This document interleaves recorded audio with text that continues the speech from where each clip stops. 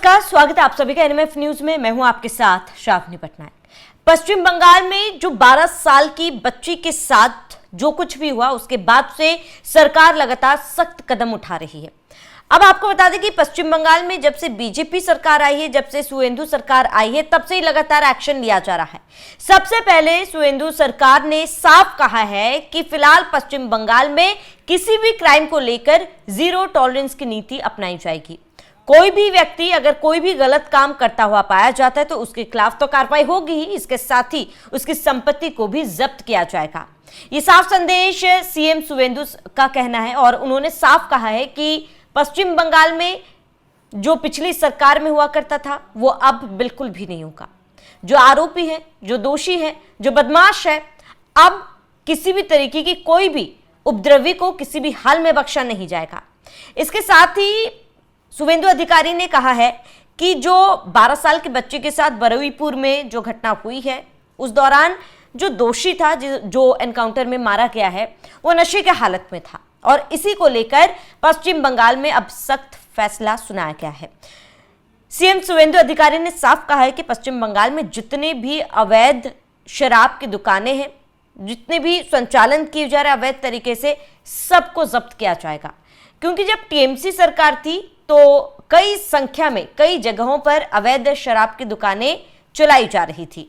अब उस पर प्रतिबंध लगेगा और इसको लेकर टीम गठित करने के लिए सुवेंदु अधिकारी ने साफ निर्देश भी दे दिए हैं। अब आपको बता दें कि कुछ मामलों को लेकर पहले से ही कदम उठाए जा चुके हैं। फिलहाल की सरकार की बात करें तो जीरो टॉलरेंस की नीति के साथ एक संगठन का भी बनाया गया, जहां पर आपको बता दें एंटी सोशल एक्टिविटी संशोधन कानून भी पारित किया गया, जिसके लिए राज्य और सार्वजनिक सुरक्षा को लेकर अगर कोई भी खतरा पैदा करता है तो केवल उनके खिलाफ कार्रवाई नहीं, उनकी संपत्ति भी जब्त की जाएगी और शक के आधार पर 1 साल का प्रिवेंटिव डिटेंशन भी किया जाएगा। इन सब के बाद अब बारी ड्रग और नशे के अवैध कारोबार के ऊपर क्रैकडाउन की। यानी कि सुवेंदु अधिकारी ने हमेशा क्राइम पर एक ही बयान दिया है, डिटेक्ट और डिटेंशन। यानी कि पहले खतरा कहां पर है और खतरा कौन है, उसको पहचान की जाए, उसकी पहचान की जाए और उसके बाद उन्हें डिटेन किया जाए।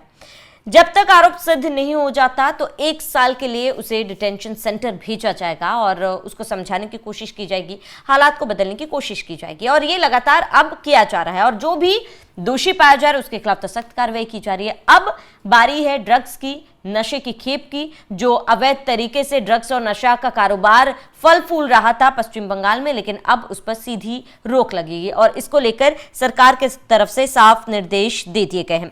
अब आपको बता दें कि पश्चिम बंगाल के मुख्यमंत्री सुवेंदु अधिकारी ने राज्य पुलिस को ये निर्देश दिए हैं कि अगले 2 सप्ताह के अंदर राज्य में चल रहे सभी अवैध शराब और गांजा अड्डों की पहचान कर उन्हें तत्काल ध्वस्त किया जाए। उसके साथ ही सीएम ने कहा है कि आप उनके शासनकाल में इस बार कोई भी ऐसे अड्डों को बर्दाश्त नहीं किया जाएगा जिसके वजह से आम लोगों को परेशानी हो रही हो।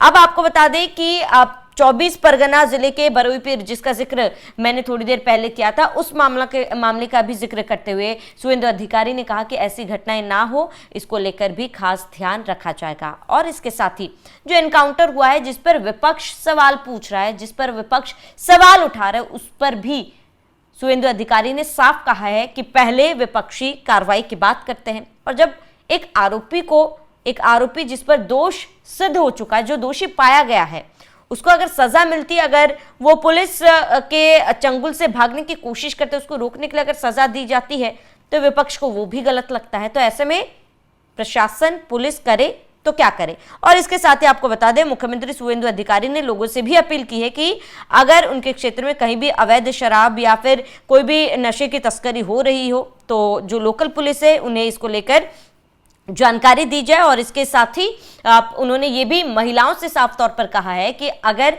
उनके घर में किसी भी तरीके की उनके साथ बर्बरता होती है, उन्हें परेशान किया जाता है, क्योंकि अमूमन हम मामले देखते हैं कि पति शराब के नशे में आकर अपनी पत्नी को मारता है, पीटता है, तो ऐसे मामलों पर भी सुवेंदु अधिकारी ने महिलाओं से भी अपील की कि शिकायत अपने स्थानीय पुलिस को करे और पुलिस प्रशासन को साफ निर्देश बंगाल सरकार की तरफ से किया गया है कि इस पर भी सख्त कार्रवाई की जाए। अगर ऐसी कोई भी घटनाएं आती है तो उसे अनसुना या अनदेखा ना किया जाए और उस पर भी कार्रवाई की जाए। बहरहाल जीरो टॉलरेंस की नीति पर काम करते हुए पश्चिम बंगाल की सरकार लगातार कदम उठा रही है और ये ताज़ा जो एक तरफ से ये कहें कि अटैक है, ये नशा और नशे की खेप और अवैध तरीके से जो दुकानें चलाई जा रही है उस पर एक बहुत बड़ा प्रहार है।